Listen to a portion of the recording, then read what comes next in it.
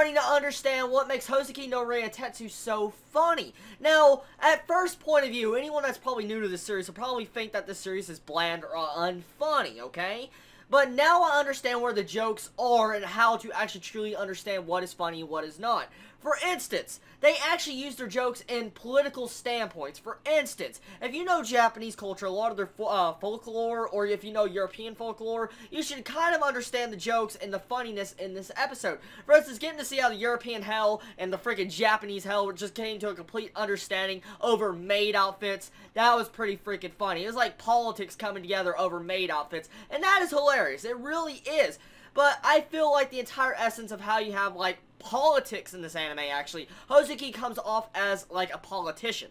And even though he's a strict, brutal demon and he's doing his job, that's pretty much what I feel from his character, and now I see why he seems so stiff. Even though he's the chief, you know, and staff of entire Japanese hell, I understand now why he's like he is, and understand now that he's just, if you swap around the entire aspect that they're in hell, okay, or the underworld, and you put them in a political standpoint in, like, the real world, that's pretty much what you get, except you add demons all over them. So, really, I see the jokes now when you get to see they're making fun of each other with, like, political gags, and not a lot of people find this type of actual gags or comedy really funny. So, I can see how this anime could really turn people off from wanting to continue watching this series. But let's actually get into the episode, this episode review. For one thing, this episode pretty much focused on two different plots. You had the cat Neko, and you had the freaking, like, I guess, the entire politician war between Hoozuki and Bizzlebud. Now, I really, personally, I love both sections of this episode really great. I equally love them for what they did.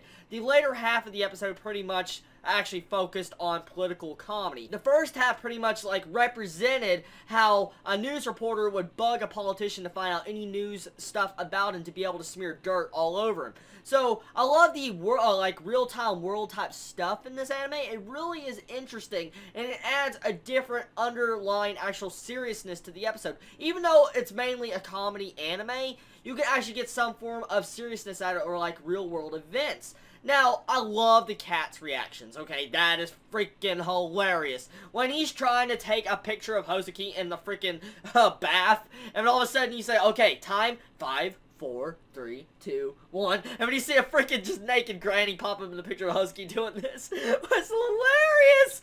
Oh, that man, the poor cat man just got freaking just trolled. He got trolled by Hoozuki, and that was awesome. I really love that, and you gotta love the entire standpoint of how Hoozuki just pretty much pointed out about Peach Maki that her freaking, like, hat looked like a freaking ass. That's just, wow. Hoozuki is a brutal guy. He at least says the honest truth, and I feel like this anime has some great comedy. Really, after now actually understanding what it actually represents, what the series' comedy represents, I can actually say I'm enjoying the series a lot more than I did from the first episode.